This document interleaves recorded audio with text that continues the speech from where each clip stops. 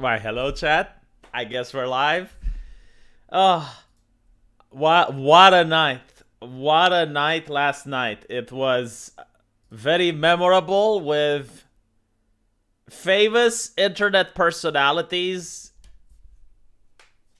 rejoining, getting back together, old grievances coming out, old animosities buried. I don't know if you guys know what I'm talking about, but it was very interesting. I think it happened at 4 a.m. my time on a channel that I never thought is going to regain some of that old lost popularity. If you don't know what I'm talking about Monday Matt's channel, who hosted a very interesting live stream. It was something that shook the internet, got the name Ralph trending on Twitter, and I don't think I can play you the live stream because it has a lot of gamer words. It's got a lot of big boy words in it. A lot of harsh words were spoken, but you guys can see it. If you go on Monday Matt channel, it's there. It is what it is. Yeah, I also went on the Flashcast, and I had a very good time there. Very lovely people, and I'm going to try to connect with some of them, especially as I announced it last stream.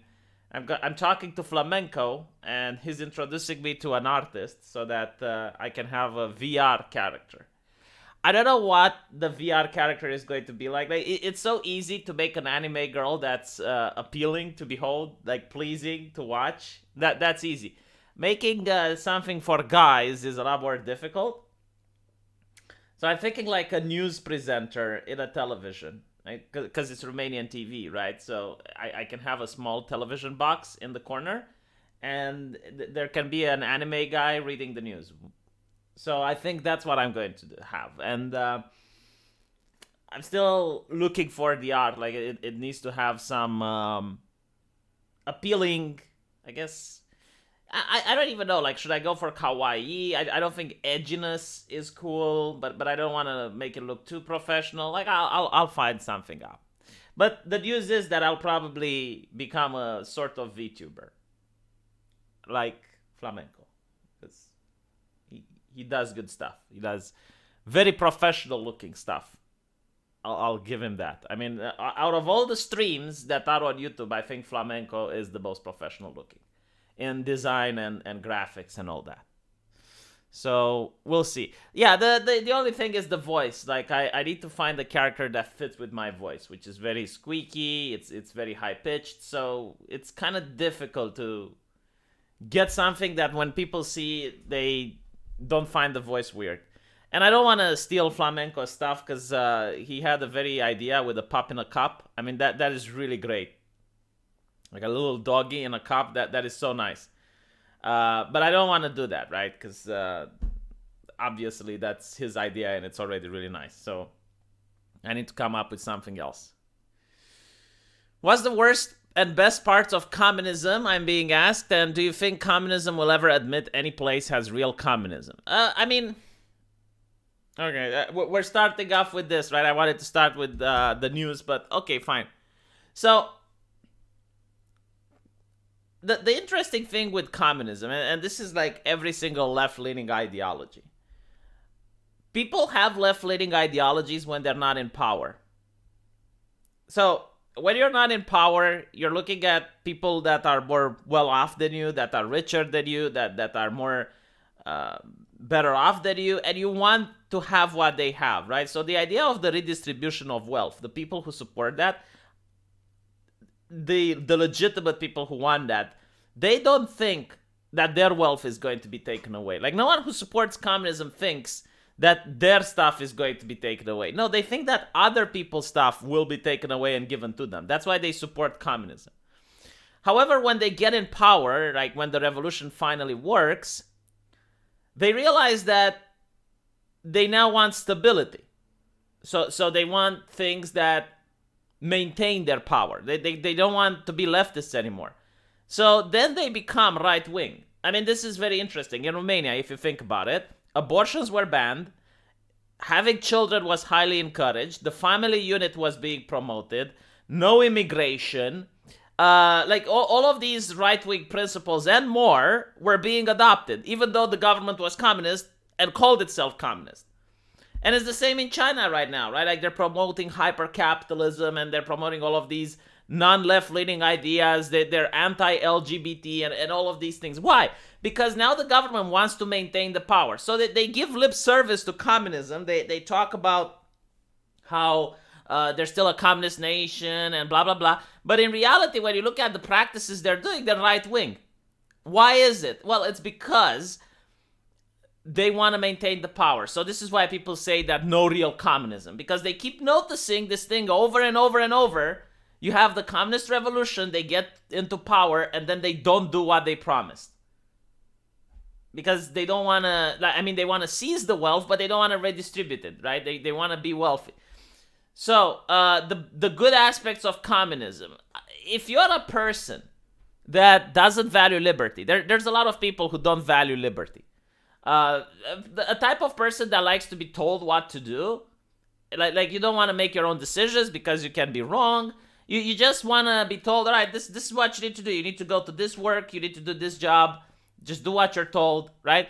There are a lot of people that are like that, and they enjoy an authoritarian system. They enjoy the communist system because they don't have to take decisions, and if you don't have to take decisions, you don't have to take responsibility.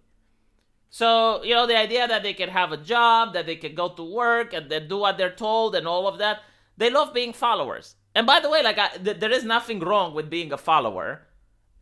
Society cannot function without people who follow things, right? You can't have a society where everyone is an entrepreneur, everyone starts a business, everyone is a boss.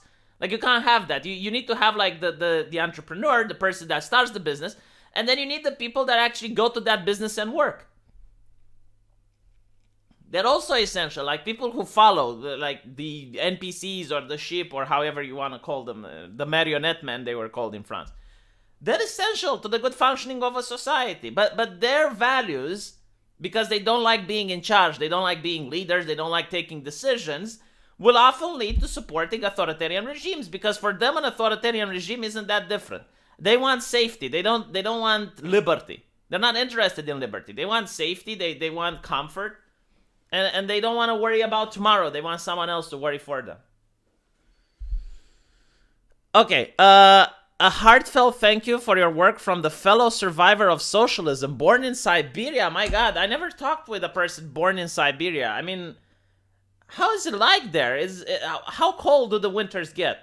Because I had the winter in Romania. It went to minus 25 degrees. I think it's the coldest winter that I have ever felt in my life. And you get to experience things that you never knew existed. So, for example, if you spit, by the time the spit reaches the ground, it freezes. It is that cold. And when you inhale the air into your lungs, you get to feel how it stings. Like the air is actually hurting you. So that's minus 25. In Siberia, as I know, it goes even lower than that. I mean, I wonder how people even have cars when you go to cold areas in Siberia, because I guess the gas probably freezes over inside the car. Even if you put antifreeze, it's so cold that I don't know. Like if you stop the car even for a little, I don't imagine it's going to be good for the engine. And not only that, like I guess like if it's a really, really cold place, you probably don't even see animals in the streets. I mean, even animals can't survive at those low temperatures. So I would actually be very interested in talking with a person from Siberia. It's a very unique perspective that I don't think I ever had. I would also like to talk with a person that lives in a very hot place, like a desert or something.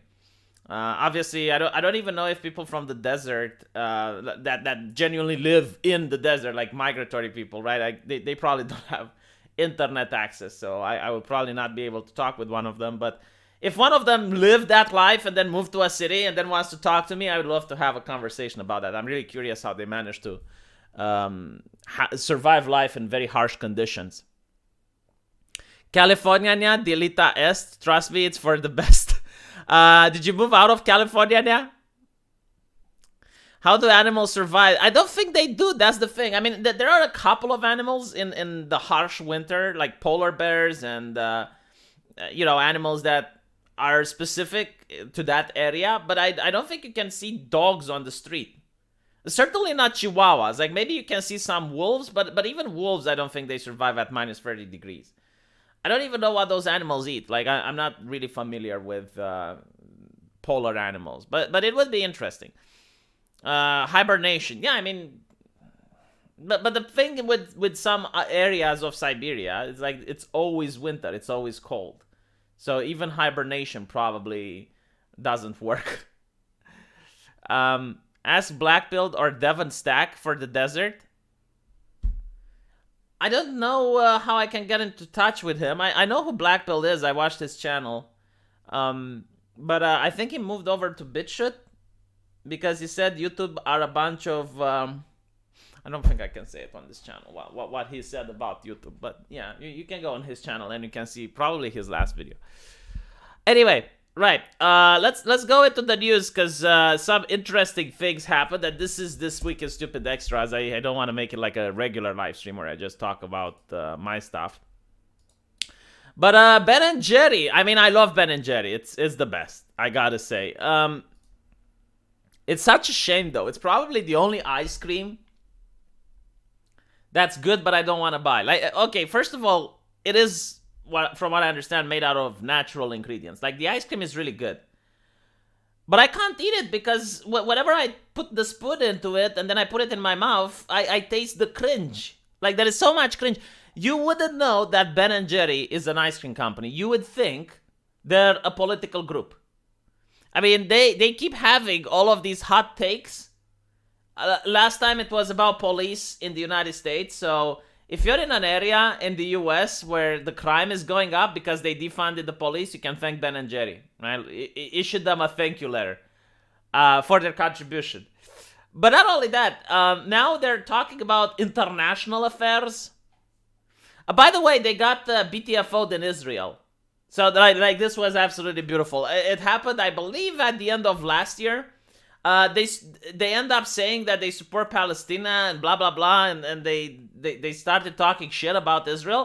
So Israel actually banned them, if I'm not mistaken, or put taxes on them. I don't know. They took some economic sanctions against Ben and Jerry. And the franchise owner in Israel apparently was like, oh, no, like, it's just the parent company doing stupid stuff. Like, no, we're with Israel. We support it.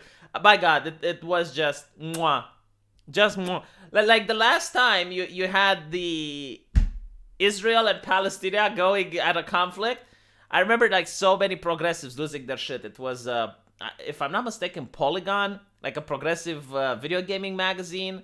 It had the people in it having like a little revolt. It's so weird. Like usually when people are having a strike at work, it's because of working conditions or not being paid. Now it's the ideology of the company. Like, the company is not pure enough.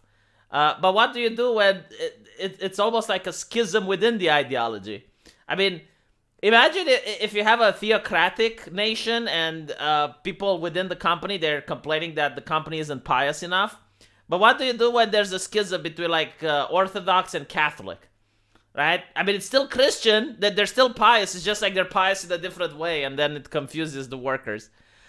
So apparently you cannot simultaneously prevent and prepare for war. This is the dumbest take, Ben and Jerry. This is like 5-year-old level. Yes, you prepare for war to intimidate other people so that they don't attack you, dumbasses.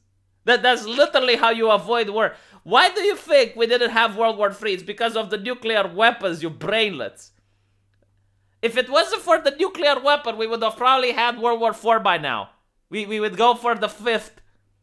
Like, the whole reason nations don't invade each other, and by nations I mean superpowers, right, that would involve the entire globe in a conflict, is because of the nuclear deterrent. Like, they know if they go to war, they're going to get their side BTFO'd and the other side BTFO'd. No one wants that, right? It's called mutually assured destruction.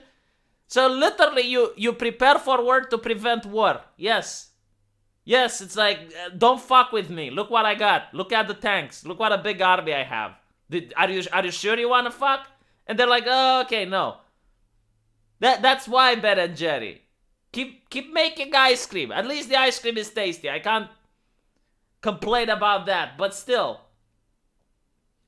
we call on President Biden. I love it. Like, we call on President Biden. It's almost like he's a deity. We call on President to de-escalate tensions, work for peace rather than prepare for war.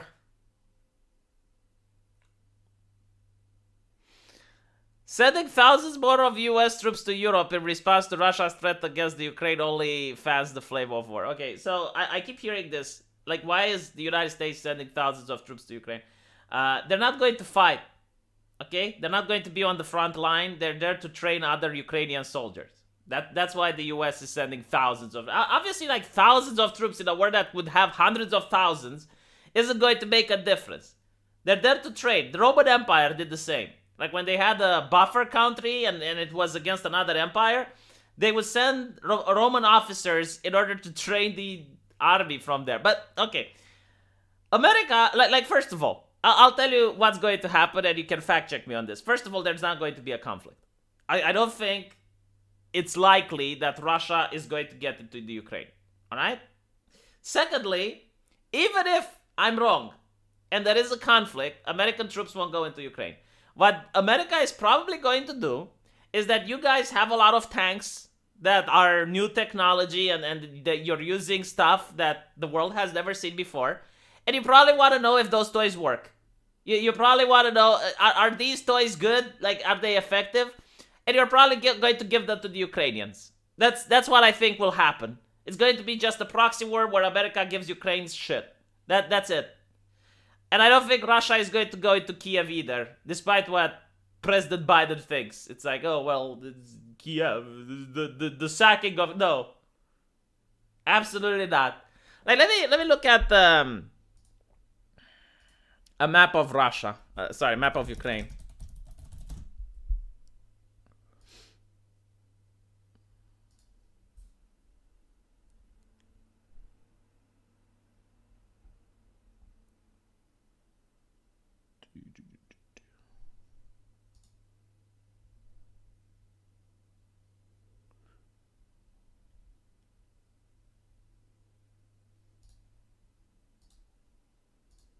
Yeah, so the Russians are at the border, like here, right?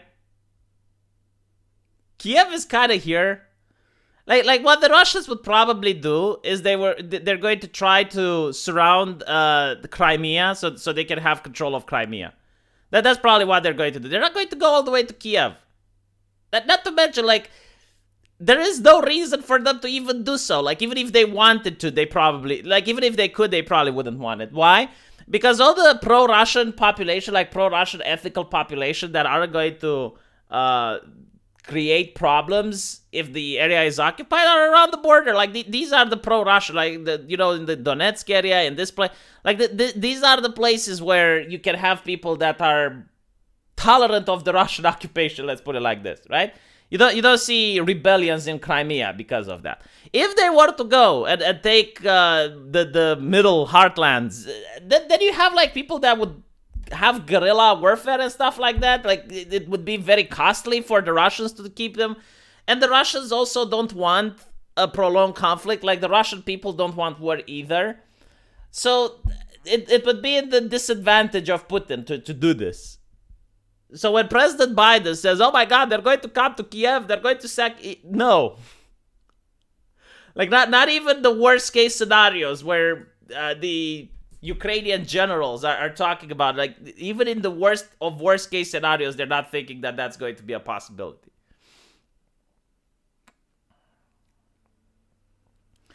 Yes. Where am I on the Ukrainian map? Okay, I'll show you. So this is Ukraine, this is Russia. I'm kind of like here. Right? So, very, very unlikely. But still, I mean, if there were to be like a full-scale war, okay, like a prolonged military conflict, Like let's say the Russians are invading and then China takes Taiwan at the same time and then the European Union gets involved. Okay, that would actually be like World War III, and if I'm here, yeah, that would be bad. But again, highly unlikely.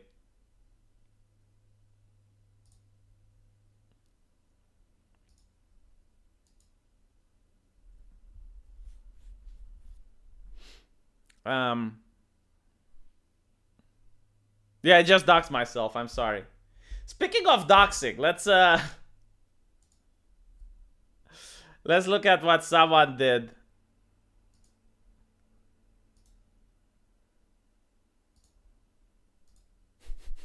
And people are like, I'm with Hank. 2,497 likes. So Hank got doxed.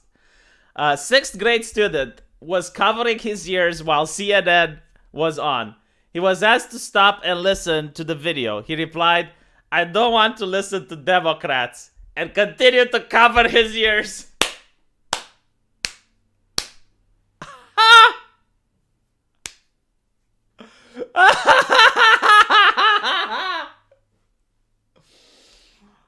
Oh my god. I mean, no, seriously, like, look at this, right? A school in DC forces kids to march around with BLM signs and chant Black Lives Matter. Like, do they even understand what's going on? Do you think if you stop any of these children and you ask them, it's like, hey, what do you think is Black Lives? Where did the money go? Like, if you donate to BLM, where does the money go? Adults don't know that question. So yeah, I mean they're being done to do this. Like, oh, go around and have a plaque. By the way, this is what the Soviet Union used to do when I was in kindergarten. Like you would have these Legos and you'd have to make like Romanian flags with them, and like have patriotic songs that praise socialism. And of course, if you complain, then you ask like, why is my kid having to worship the Communist Party and do the social? It's like, oh, well, do you do not think that the Communist Party is the best shit ever? Like, do you disagree with the politics? I mean, how much do you like your job? Do you not like your job? If you don't like your job, then disagree with the Communist Party. It's kind of like this. Like, dude, kids should be kept out of politics. They don't understand it. That's the problem. But yeah, whatever. You got in trouble for that, yes. Like the mother was let aware. The mother was informed. Twitler youth. Oh my god, I am stealing that. Twitler youth. Oh, they're not for that to get a wrench. That is so good. That is so good. The Twitler youth. Oh god, I'm using this. I am using this. Oh, so hold on. Let me just go on the Twitter and put it. So, of course, I'm going to have to steal it. Like, I'm sorry, chat. You're going to witness a shameless theft in action. Okay, this is how you steal things. This is shameless. So, I shall coin a new phrase. Twitler youth. Mwah. It is stolen. It belongs to me now. It is mine. It used to be yours, but I made this now. I made this. Hashtag Twitler youth. Oh, that is something that should be trending. Yes. No, Twatler Youth isn't good. It's way to try hard. Like, you need to have something that's not try hard, and I think Twitler Youth is good. Well, of course I said I coined it. That's how you steal it. Thank you for the donation, Higgins, for 99.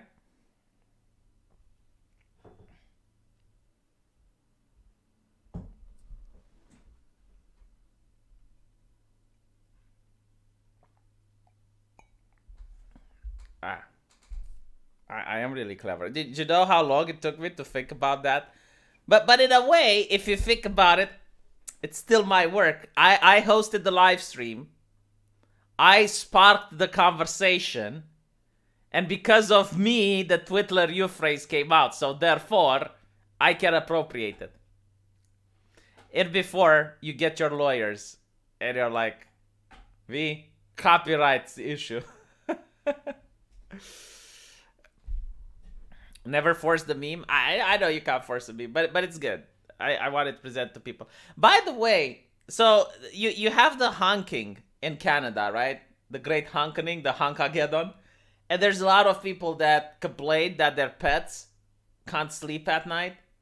And I'm wondering, like, why is not a single person complaining that their kids can't sleep? Like, did you notice that? So you go on Twitter and you have all these blue check marks and they're like, oh my god, my cat is shitting everywhere because of the honking. They non-stop honking. People are honking. Honk, honk, honk.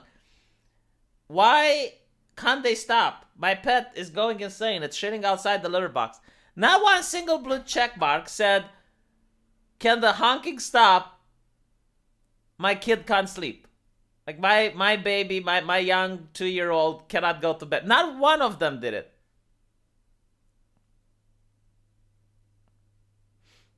Darna? Oh, Darna, you're not upset? Okay, if you're not upset, Darna, I will take your wretch away. I'll steal your wretch as well. Now I taken everything from you, Darna. I stripped you bare.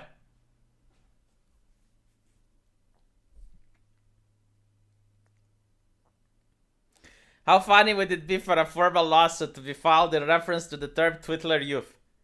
I'd read that entire case after the trial. All right, I'll show you something about a trial which Ricchietta gave to me. So Nick gave me this. See, I don't steal from him. I give credit. Do you know why? Because I respect the Nick. All right, here we go. In reality, it's not because I respect him, but it's because it's literally him, right? Like I was too lazy. I was too lazy to make a new tweet, chat, so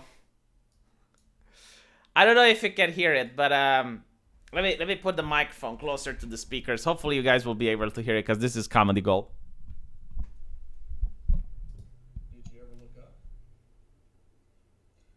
Unfortunately,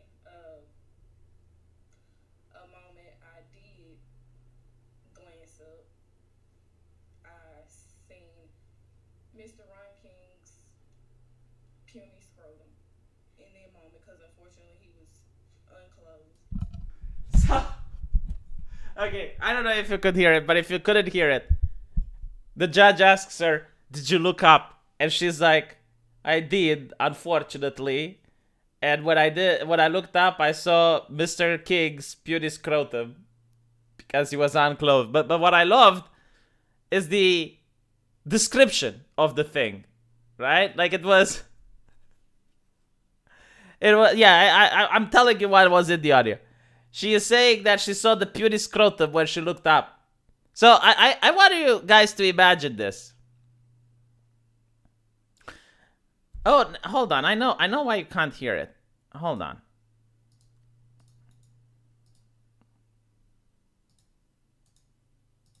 I think I know.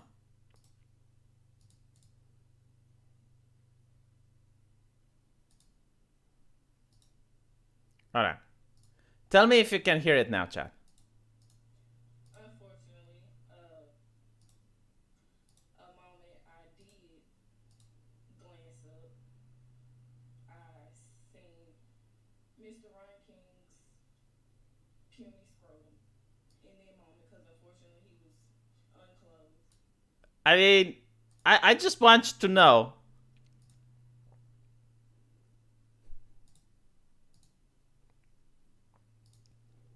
The situation. I want you to fully grasp what is going on, right?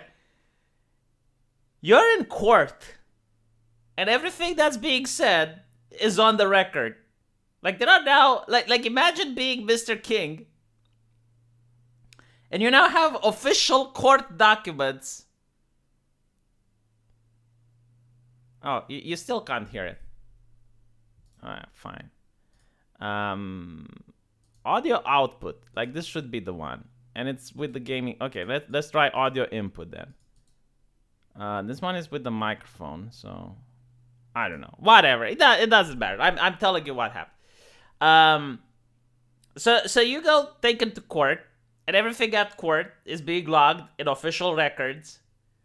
And for the rest of your life, people can look up, because this is public knowledge. Like, they can search for your name and they can find the records where it mentions that you have a puny scrotum. What is the opposite of a puny? A grandiose scrotum. A grandiose is the opposite of a puny one. And the thing is, like, I said this to Count Dankula because he showed me his scrotum. And I don't know why he did so. Like, I was talking with Count Dankula, and all of a sudden, it was there. It was unsolicited. An unsolicited scrotum pic. And it was in his hand. Like, he was presenting it. So his hand was sitting like a beggar. Right? Like, imagine how a beggar lifts their hand towards you. But he wasn't asking for anything because his hand was already occupied. And within it, it was a wrinkly ball sack that was being presented to me. And I had to think, like, why? Why did he do this? Why? What does it mean? Like, what is the mystery of the universe? So yes, I did send him this. Twitter zombies don't have children. They have fur babies and demand that other children care for them in the elderly age of 45. So I actually spoke with a psychologist about this, and they told me that it's because of the eyes of the animal. So cats and dogs have eyes that are very big, and humans are trained to be affectionate towards babies, right? Like, it's hardwired into your brain. Like, when you see a baby, you want to take care of it, right? To make sure that it's healthy, and you feed it, and you give it clothes, and you warm it and whatever. So we're hardwired to instantly, like, feel attachment towards a baby. This is why owls are also something that a lot of humans like. It's because of the eyes, right? Like, everything that has big googly eyes. Same with the anime girls. Like, that's why they're appealing, is the big googly eyes. And when you have a cat or a dog, it causes that maternal instinct, or paternal instinct, to care for the animal. So a lot of people who don't want to have a kid, they infantilize their own animal. Like, they it's not like they anthropomorphize it necessarily, but they treat it as if it's a child. So they treat that animal exactly as if they would treat a child. And many of them prefer to get cats rather than dogs, because a dog is actually like a child, in the sense that you have to take care of it, you have to play with it, you have to go out, take it to walks, you have to clean after it. With a cat, you don't really need to do that. A cat is kind of like a roommate. And this is why almost all the social justice activists want a cat. They want a low maintenance animal, which they don't need to invest a lot of time, but when they come home from work, they want someone to be waiting for them. So that's why they want a cat. And it's true, like, for example, I wanted a cat because at the hospital, I would be on call many times, and that would mean I wouldn't be home for 24 hours, and I couldn't have a dog and leave it unsupervised for 24 hours, so I needed something else, and I got a cat. But there are people who are journalists, and they work 4 or 6 hours a day, and they all have cats, because they don't want even, like, the time they have to invest it into something else. They're egotistical people, I guess. Because I would have preferred a dog. I even tried getting a dog, but it was howling during the night, and it was causing a disturbance with my neighbors. So I always wanted to have a dog. But, well, I do have a cat. However, there are other people that are selfish, right? They don't want to take care of anyone but themselves. So a cat is a very low maintenance animal, but it still gives you affection in return, so that's what they want. Anyway, minus 54 Celsius in winter, plus 40 in summer. Communism was worse there than in Romania. Dude, I don't think you can get plus 40 in summer in Siberia. I don't believe that. Plus 40 in summer. There is no way.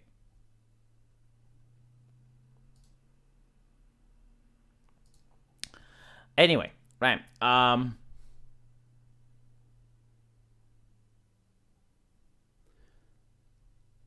This happened.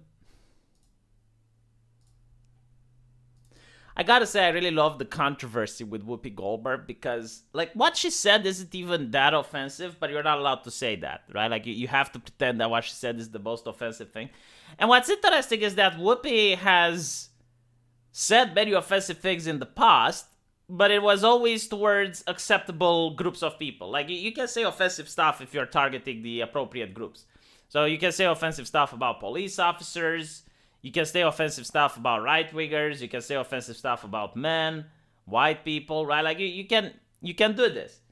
But there are groups where you're not allowed to say offensive stuff unless it's under specific circumstance. So, for example, siding with Palestine against Israel. Like, that's acceptable. It's not tolerated all the time in many publications, but it's something like it's an acceptable opinion. Being against like Asians in favor of discrimination for another minority. So you're like, okay, discriminating Asians in favor of black people. Like, let's have more black people go at universities than Asians. Like, this is acceptable. However, what's not acceptable is what Whoopi did. And what she said is that she views that, how should I frame it in an acceptable manner? She feels that racism in America is actually worse than the racism in Nazi Germany. Kind of like that, yeah. So basically the reason she makes this claim is due to the fact that if you're a black person, and let's say you're a black person in America when it was actually racist. So you have the KKK on the streets, you got lynchings and whatnot, right? You can't hide the fact that you're black. Like, that nothing you can do is going to hide that aspect of you. Like, it's visible.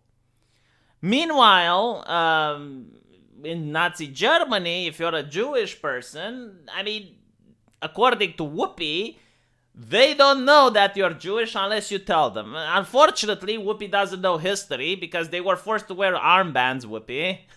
That's why they wanted to check papers everywhere you go. That was the reason, to filter them out. So yes, like, theoretically, you wouldn't be able to tell by looking at a person. However, they found ways around that very quickly.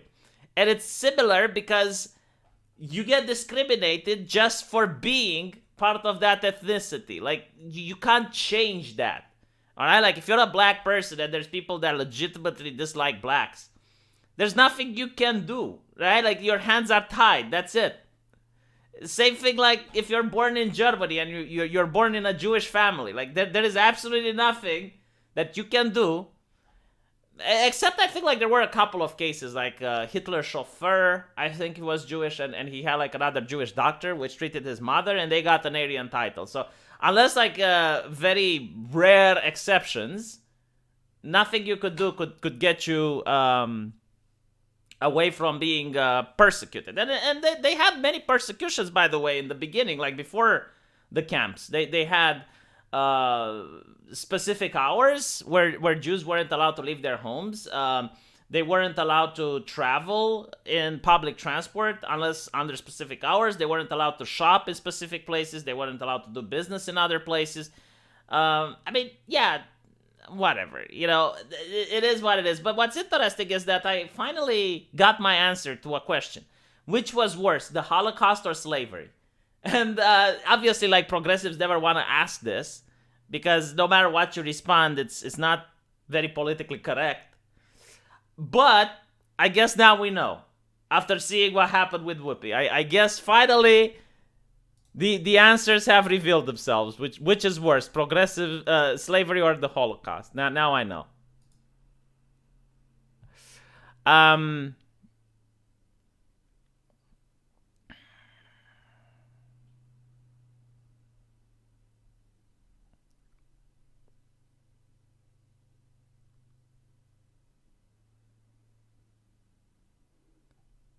Let's see what the chat has to say. In psychology, it's called personification, yes.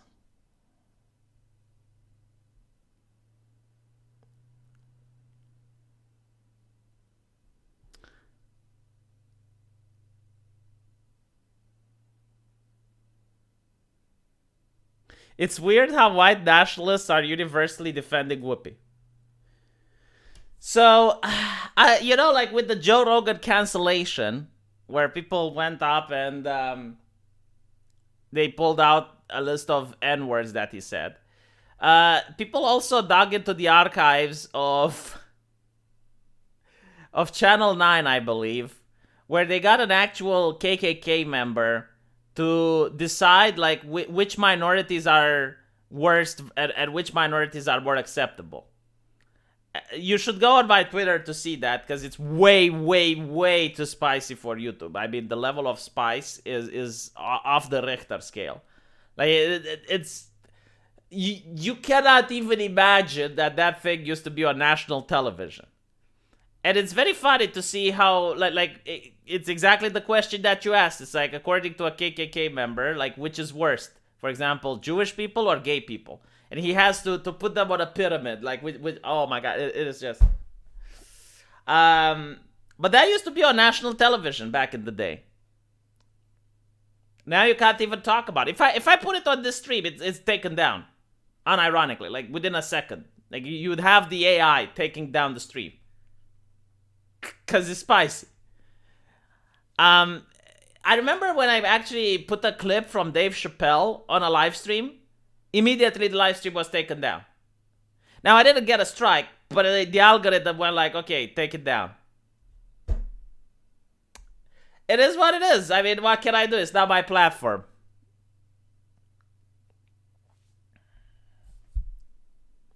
But anyone who goes on my Twitter, it's let me see. It's the second video, right? So you can go on my Twitter.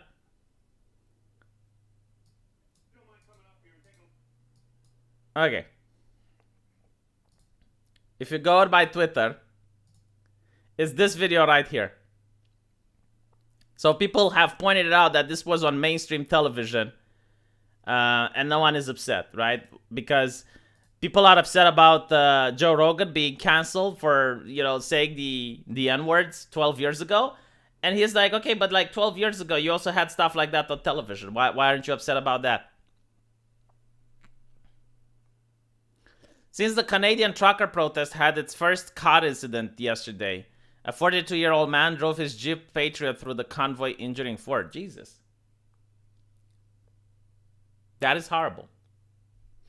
But, I mean, a lot of people ask, it's like, why are right-wingers afraid? And why are right-wingers cowardly? And the answer is because the left owns the press. That's why. I mean, if the left would have a protest, and that would happen, like in Chaz, I mean, it actually did happen. What the fuck am I talking about? Chaz, Chop. You also had the Las Vegas guy, with the Las Vegas murderer. We're shooting in America, if I'm not mistaken. Memory hold. Like, they don't talk about it. The press doesn't mention that. They may mention it once or twice, but then memory hold. But when it's happening on the right, like when someone on the right does something, like Joe Rogan, right? Like 12 years ago, he said the N-word in appropriate context, by the way, because he didn't actually insult the person. He was reporting on the news. They can't stop talking about it. It's non-stop. Article after article after article after article. Now, here's something that I find very interesting. Like, this actually blew my mind when I realized it. You look at the approval polling for the press. The approval polling for the press is at an all-time low. I think it's like 30% of people in the United States trust the media. Like, very, very low. But when you look at the reality, the moment the media tells them something, they obey. Like, instantly they obey. And it's like, okay, well... So, you have a very partisan media, right? Like, the Democrats can do whatever they want.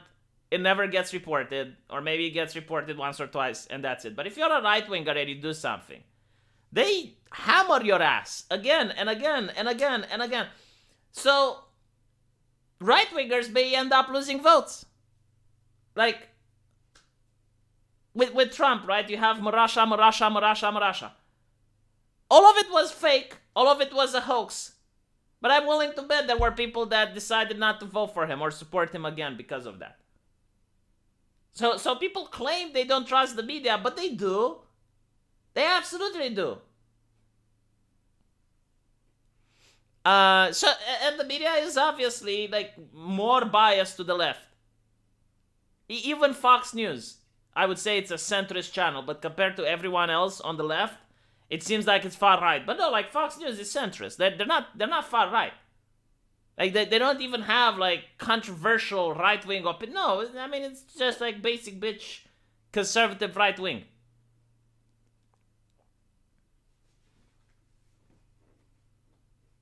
I don't even know if it's dumb people are easily manipulated. I have seen very smart people, very intelligent people being manipulated. Because it's not just about like you're manipulated like a puppet. No, it's also with the fact that most people don't care about politics. Like most people want very simple things. They want to have a family, they want to spend time with the family, and they want to go to work and provide for the family. That's what the overwhelming amount of people want. They don't care about anything else. That is literally the extent of care that they have. So in order for that to happen, they realize that, well, they need friends and alliances, right? Because like if you want to go to work, you need to have people that recommend you. You need to have people that claim you're the best, give you recommendation letters. So you don't want to upset people. You want to be on people's good graces. And how do you do that? Well, if it was 20 years ago, you would say that you're a religious person and you go to church, right? You don't want to stand out. You want to be like everyone else. Today, you're woke. You're for inclusivity. You're for diversity. Even though you don't really believe in those things, you say them. You say them so other people leave you alone. And I actually spoke with a guy who worked at Blizzard. And I asked him about this. It's like, how did the actual progressive people behaved at the company? And he said that besides the HR lady, which was an actual ideologue and she actually believed all the nonsense, like most of the people there, if you caught them alone and you had a conversation with them, you realize that they're nice people. They're like normal people, that average Joes. But the moment they would be in a group, the moment you have like more than one average Joe together, well, they end up saying dumb shit. They end up being the Twittler youth. That's how it works. And you'll notice this if you actually go and you surround yourself with progressive people. Like when you're one-on-one and when you're actually having a conversation with a progressive person, you know, even if they believe in some ideas, like they're like, okay, well, public healthcare good, public education good, right? But if you ask them, it's like, oh, do you think parents should have a say in how kids are being educated at school? I mean, of course. Do you think people should be persecuted for stuff they say online? No. But the moment they're in the Twitter youth, the moment the mob forms and there's like 5 or 10, all of them say the correct stuff. All of them, like, all of a sudden have the exact same opinions and exact same takes on everything. Because it's about wanting to be accepted. It's kind of like, again, I grew up in a religious environment. I don't know how young most of you are. And if you actually got raised in a very, not religious necessarily like people believe in God, but like very fervently religious people. That can quote you Bible verses, like that type of religious. And when you speak with these people, like when you talk with them alone, like you would notice that, oh, well, you know, like obviously I don't believe in that's too radical, that's a radical interpretation. You know, like for example, I don't know how many of you know, but I went to a religious high school. It was evangelical. So I would talk with my friends that were evangelical. I was Orthodox. And I asked them, it's like, okay, so do you think video games are sinful? And they're like, oh, no, of course not. You know, as long as you don't make it into an addiction, so it takes away from worshiping God, video games are fine. But then when they got together during a religious seminar, they were like, oh, no, video games are sinful because you're sinning with your mind, right? Like Jesus said that if you look and lust after a woman, you're committing the sin in your heart, so therefore you should pull your eye out, metaphorically, of course. But like, they use that to justify that if you play a video game and you kill someone in that video game, it's like committing murder in your heart because you're imagining the act, right? Like that's how they justified it. I know like there's religious people that don't agree with that interpretation. The Orthodox Church probably doesn't. But what they said was that if you commit a crime, so for example, if you steal in a video game, right? It's the same like imagining stealing in real life. Like evangelicals believe that imagining the sin, like wanting to do the sin, is a sin itself. So again, like if you're looking at a woman on the street and she's got a nice ass, and you imagine that, oh, you're groping that ass, you're committing sin. It's like you're sinning in your heart, right? And there's a Bible verse that explains why that is. But they apply the same logic to everything. So for example, if you see a pizza, I guess, at a display, and the smell of it is intoxicating and you want that pizza in your mouth, and you imagine taking it without paying for it, that's a sin, right? So with that in mind, they believe that in a video game, if you pickpocket, like you're playing Fallout and you're stealing something, that's a sin. So because of that, video games are sinful, right? And that was like their take. And it's such a radical take that most Christians don't have it. Like, this is bizarre, even for Christians. Because now, even watching a movie can be sinful. Like, if you watch a movie where Rambo guns down a couple of bad guys, well, you're committing the sin because you're visualizing it. So it's such a radical position that overwhelmingly Christians don't have it. And they didn't have it either if you took them separate and you talk with them face to face. But the moment they bunched together, the moment they formed groups, and the moment they were in with it, they would spout all the radical nonsense.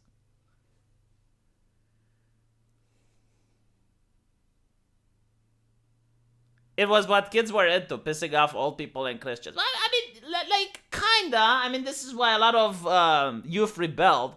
Because it doesn't make any sense, right? It's like, dude, it's a video game. Like, nothing that I do is actually hurting people. It's fictional. It's like you reading a book or watching a movie. Which, by the way, fun fact, when TV television boxes became, when TV sets became popular, and people were watching TV, the Christians were freaking out about cartoons and violence in Tom and Jerry. And before that, they freaked out about books. Because before the computer, people were addicted to TVs. And before the TVs, people were addicted to reading books. Now, of course, they didn't read any book, right? It's not like they were reading the science journal. They were reading bromance and whatever was at the time. You know, there was a lot of pornography in the books. Like, not necessarily visual, right? Like, you didn't have books with actual pornography, but you did have spicy stories. Like, you had romance novels and stuff. And kids could read them, right? Like, you could go to a library, and if you knew what to look for, you could find a very descriptive book. I mean, even The Godfather, I remember reading it when I was a kid. I think I was 14 or 16. It's got like a very descriptive cyber sex scene in it where Sonny, I believe, one of the elder sons, and he is described of having a donkey dick and he's having sex with this chick. It's all in the book, right? And it's very descriptive. It's got like entire passages. So like before, like people are complaining, oh, there's porn on the internet. Yeah, okay, it is. But like before that, it was on television. Like if you stood late at night, I think it was after 10 p.m., you could see some spicy stuff. In America, I think you could modify your reception in order to catch these spicy channels. And before TV, you had it in books. And again, like the Godfather, that's why I gave it as an example, is a very famous book. I mean, no one would freak out if they see their 14-year-old reading The Godfather. And I remember because at the time I was still in puberty. I didn't really know what's going on. And I was reading those passages and my heart was jumping off my chest. Well, that's the thing. It wasn't even erotic literature. Like The Godfather doesn't make you think it's an erotic book. I mean, there's books more spicy. But it's just an example, right? Like you had that passage. And in my country, because there wasn't that much on TV, there were like students at school that would tell you which book to buy and what passage to read. So this idea that, oh my God, well, you know, like what will the kids do? Because the internet, there's too much internet and too much porn. It used to be back then as well. It's just like the medium was different. Now you can make the argument that like visual based is worse than text based. I don't know, maybe. I have no clue. I mean, text-based work for me. But the idea, oh, society is collapsing because everything is more accessible and everything is more sinful. Okay, boomer. Yeah, sure. Well, actually, no, it's okay, zoomer, because like the boomers know. The zoomers don't know. I stumbled across a book in my high school library which opened at a random page and it had explicit forced kiddie diddling described. Okay, if you want kiddie diddle, can't believe I'm going to talk about this. Like someone is going to clip it. Alright, we're going to be talking about the diddling. Okay, chat, should we talk about the diddling? There's a famous book, which probably all of you have heard about it. Stephen King's It. I remember reading Stephen King's It when I was a kid. Again, it was WTF. Like, I was unable to believe. Because I saw It the Clown, you know, like the movie. And I was like, okay, well, there's a book. Huh? There's a book? Okay, let's read the book. And it's not in the movie, by the way, for some reason. I wonder why. But there's that part where they go into the sewers in order to defeat the clown. And you guys know that the losers group had one girl in it, which, by the way, was molested by her father. But I mean that's fine, I guess, because you know, like it's not really. How should I put it? It's not glorified. Let's put it like it wasn't glorified. Like, you're not supposed to read that she's molested by her father and enjoy that, right? Like, you're supposed to sympathize with the character. You're supposed to understand where she's coming from. So there's a girl, and yes, in the sewers, and she's surrounded by all these teenage boys, and they're all underage. And after defeating the clown, they all have sex with each other. That's in the book by Stephen King, famous author. Famous book, everyone knows about it. It's been made into a movie. It's very descriptive, by the way. So I'm just putting it out there that the reason a lot of people don't know about these things is because they don't read books. They've never touched a book before. So when they hear about it, that it's happening now, they think like, oh, society is collapsing, like society is degenerating. It was always like this. It was just different mediums. And you don't know it because you don't read books.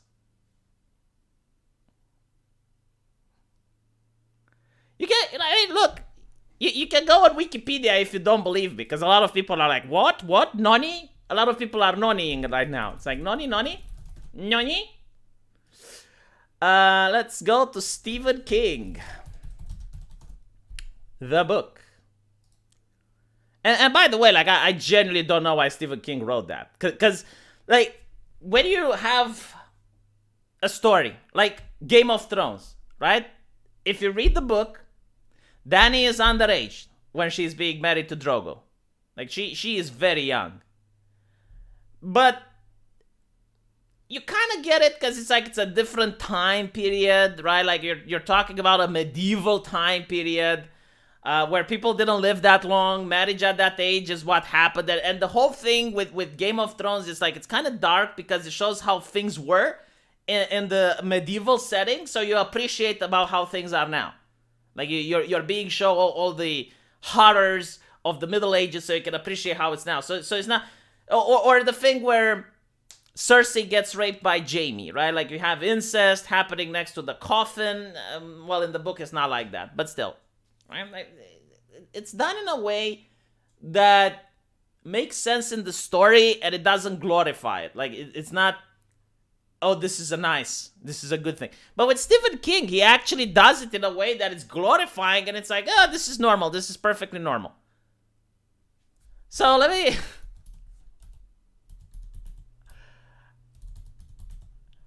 see if I can find it. Okay, we got Stephen King. Political life.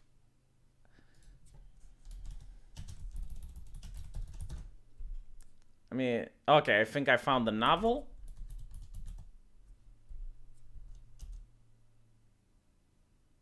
Here we go. Right, this is on Wikipedia, right?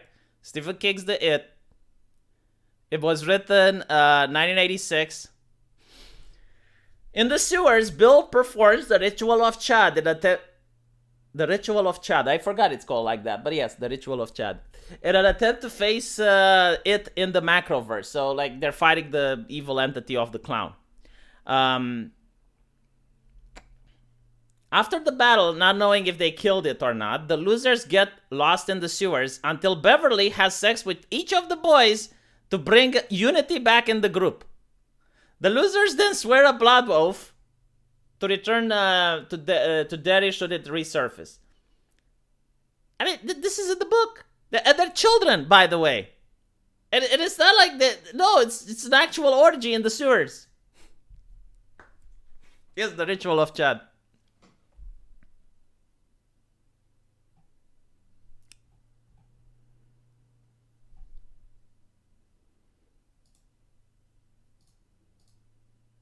And people don't believe me. It's like, dude, I was shocked when I was reading the book and I was a teenager at the time. Like, I was like, what?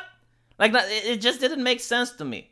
Because it's so bizarre. Like, it comes out of nowhere. Like, it takes you aback, you know? It's like, what the fuck am I reading? Because it's a book about a killer clown. I mean, you guys saw the movie, right? You know, it's like, and that's why I read the book, because I saw the movie. I thought, oh, well, the movie is good. Let's read the book. And I'm reading the book, and it's like, oh, they're fighting the clown. Oh, this is so cool. And then all of a sudden, what the fuck is this?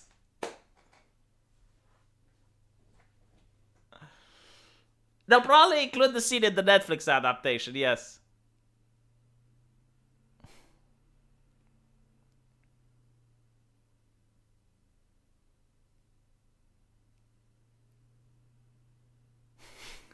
But like, again, a lot of people in the chat, I can't, because you don't read books. My generation read books. That's what we did for entertainment. And a lot of the movies that you see on Hollywood are hyper sanitized compared to the source material. I mean, the source material in some of these books is incredibly descriptive. And some of them deal with themes like I just said. Even in the Bible, I mean, oh my God, oh Jesus, like if we go to the Bible, oh shit.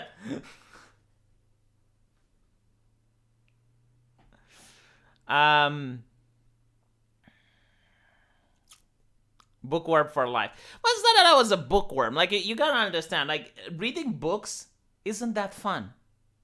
Like, that's why people watch TV. Watching TV is a lot more fun than reading books. Playing video games is a lot more fun than watching TV. So it's just like it's a different medium, right? But if you don't have computers and if you don't have televisions, then you only have books. So that's why people read. That's why I read so many books, because there was nothing else to do. There was nothing on TV. It was just communist propaganda 2 hours a day.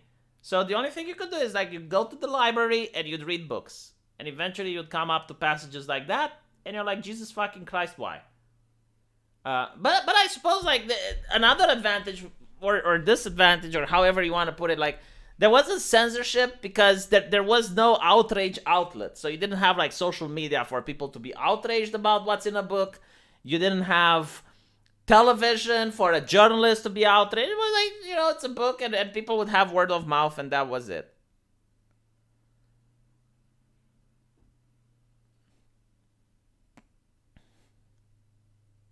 Yeah, now you get a different vibe on Stephen King's clown attacking kids. No, but I think the reason that shocks people the most is that, yeah, it's kind of glorified and promoted. It's exactly how the left puts it. It's glorified, right? Like it's a good thing. It's not something that is like for example, the clown, right? He ends up killing some kids in it, but he's the villain. Like you want to see the clown being taken down. He's not the hero. I read 10 books a month in my youth. That sounds about right. As soon as I hit college, I was down to like 10 books a year. After college, 10 books a decade. So during, like, it's a different thing about reading a book that you like and reading a book that you have to. And on top of that, you have like the different venues of entertainment. Like right now, I could read a book, or I could just, spend some time and make a YouTube video. So like work takes away from me, and then it's like I could read a book or I could watch an anime, and I'd rather watch an anime. It's a lot more relaxing for me. Like the thing with the book isn't necessarily that it's not relaxing, but it's time consuming. So like reading a 500-page book is a lot more difficult than just watching a 20-minute anime. I just don't have the time. And when you're in college and you have to study for exams and stuff, you just don't have the time to read, fun fiction.